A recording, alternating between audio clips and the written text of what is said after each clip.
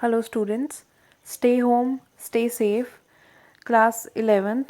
In this video, we will be discussing about economics and the two branches of economics, microeconomics and macroeconomics.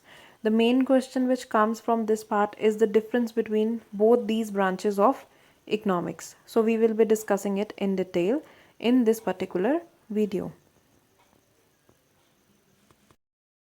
Hello students, class 11th. In the previous lectures we have discussed about economics, its basic concepts. Today we will be discussing about economics and its different, you can say, the branches. Okay, the branches, there are two main branches of economics. First of all, that is microeconomics. The word micro, it states that a small part is considered. Micro means we are taking into consideration a particular part. We have to discuss about a particular feature or particular thing.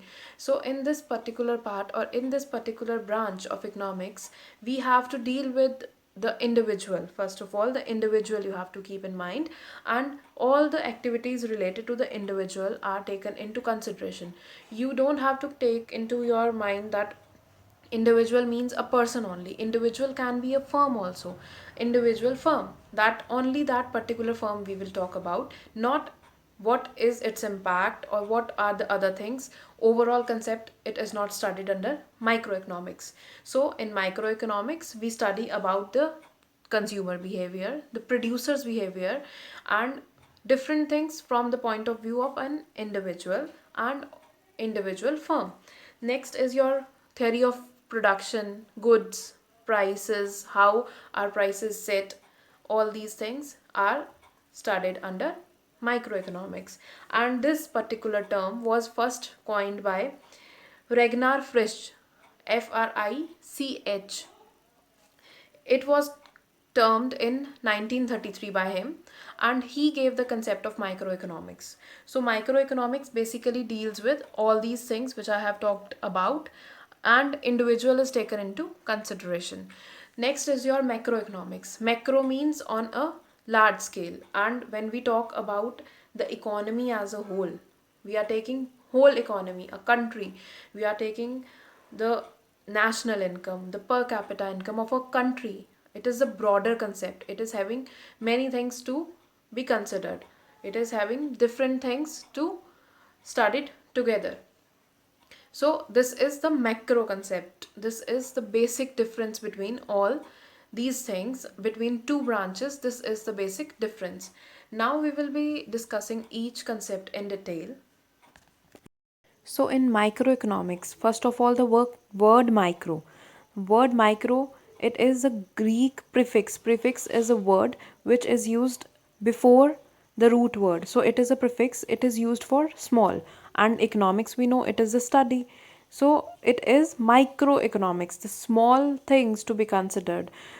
It is a branch of economics that studies the behavior of individuals, the firms, in making decisions. All the decision making, all the processes like the allocation of scarce resources, how to deal with them, how to make the choices.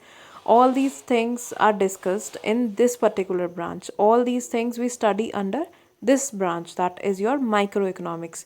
So, individual means it can be the individual, the human being, the particular firm. All these things are included in microeconomics. So what kind of concepts are dealt with? Like we have to talk about labor economics. Labor is the factors which are influencing the economic choices, then decisions of the individual firms, that whether to use this factor or to use that factor, or what to do to make production more and using the resources to its fullest. Then decision of individual consumer, what a consumer thinks, that is the consumer behavior. It is also studied under this branch. Next is how demand and prices are determined in individual markets. There are different types of markets, and when we talk about individual market, it tells us about the individual preferences, what kind of things a individual is thinking about. Then is your decisions of individual households. When we talk about households, then also the individual households are considered in this microeconomic part. Next is your macroeconomics. Again, it is a prefix taken from Greek language. Macro means large and economics means the study in which we have to study the behavior, performance, structure and decision making of the economy as a whole. As a whole means I have to consider the whole economy and talk about that. Like I'm talking about India and what impact are different things causing. Like you can say, what impact will coronavirus cause on the economy? This is the macro concept. We are talking about the economy. We are not talking about a particular individual. So this includes regional, national and global economies. Like regional is the state economy. How is the state doing? Or how is a village doing? That is about a particular region. When we talk about nation, then we consider the whole economy of the nation, that is your country, and global economies also are considered in that. Macroeconomics deals with inflation. The big picture is studied. National output, the national income is studied under this. Unemployment problem, it is dealt on the economic level, and whole economy is suffered or it is getting the benefits of such schemes or all these things are studied under macroeconomics. So it is a broader concept. Now the scope of economics. First of all, the microeconomics, we have studied that it is the behavior of individual economic units. Considering the theory of consumer behavior, we take into account the theory of production, pricing of the goods, pricing of the factor services, then the welfare economics. When we talk about macroeconomics, in contrast, we study about the behavior in broader terms. We study about the economic aggregates. In aggregates, we include the whole economy. We include the income, employment, all these things which have impact on the economy as a whole. Then we talk about the economies of growth. What kind of things, what kind of activities are helping in the growth? They are including, they are putting efforts to make the GDP better. Next, monetary economics and public economics. These are also the part of macroeconomics. Now talking again, the same thing has been discussed in this picture also, that individual markets price on the effect on the price of the goods, individual labor market, consumer behavior, supply of goods. These are dealt with in microeconomics, and when macroeconomics is there, GDP is your gross domestic product, inflation is talked about, employment, unemployment, aggregate demand on a whole, total of the demand is studied, and productive capacity of economy. Now talking about the differences, this is the very main part of this video, so you have to be very careful and very attentive in this part. We will be talking about the differences. The very first difference is in the definition itself. The definition is that microeconomics is a study of economic actions and the economic actions of the individuals and the small groups of individuals, which means that we are talking about individuals. A small concept is there. And when we talk about macroeconomics, on the contrast, it is having the large concept. The large concept is of the whole economy, not a single unit. So the contribution of the whole economy or the whole, all the individuals taken into account, and on a whole the account is done. Okay, the calculation is done on the whole. We are taking into consideration each and every one. We are taking the aggregate values. Next is concerned. Microeconomics is concerned with particular households, firms and industries, that we have discussed that they are dealing with individual problems, not with the economic whole, not with the whole economy. They are not considering the whole economy. But macroeconomics deals with national income, general price levels, gross domestic product, national output, unemployment, poverty. All these things are considered when we talk about macroeconomics. What is the objective of microeconomics? Microeconomics deals with, on it has two basic concepts, that is, one main objective is on the demand side. When we talk about the demand, we talk about maximizing the utility. Okay, and when we talk about the supply, we talk about maximizing the profits.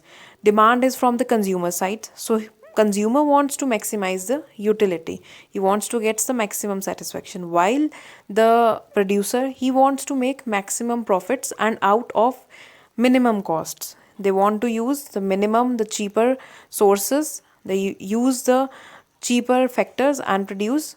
They want that they should produce the things which are of greater quality. So this is studied under microeconomics. While we are talking about macroeconomics also, so it deals with the full employment, price stabilization, economic growth, favorable balance of payments. Balance of payments is in which the record is maintained.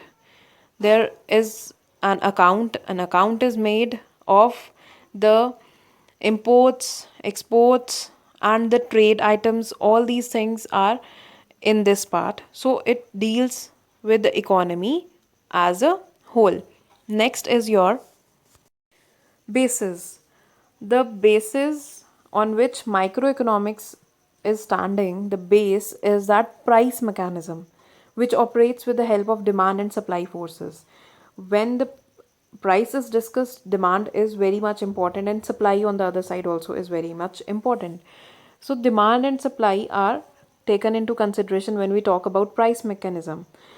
In this, we have to study different laws: law of supply, law of demand. Demand law states that it both have relation with price. We will be discussing the law of demand and supply in detail. Next is your macroeconomics. When we talk about macroeconomics, it is basically the thing dealing with national income. How is the economy moving? Is it growing? It is developing or not? Output and employment, which are determined by the aggregate demand and aggregate supply. A word is added, that is aggregate demand and aggregate supply. On the other hand, we were discussing about demand and supply and related price mechanism in microeconomics. This is the basic difference of basis of micro and macroeconomics. Next is assumption. In microeconomics, we assume that consumer or individual is rational. He or she wants to maximize the profits and thinks rationally. Means he or she is very practical.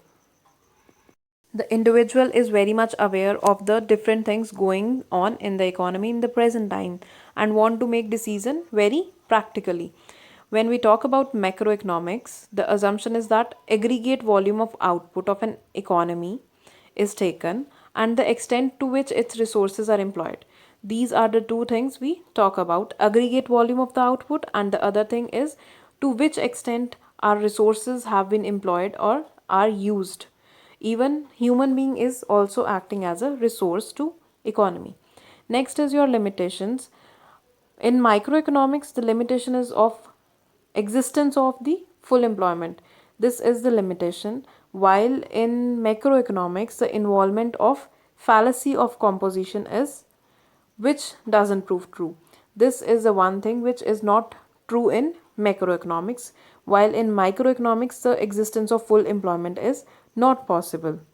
When we talk about fallacy of composition, it means that when we talk about a group, then we are talking about the benefits as well as the drawbacks, or the good things or the negative things, positive and negative, both the aspects we are talking about. But we don't know whether a person in that particular group is doing good or bad. We are talking about the aggregate thing.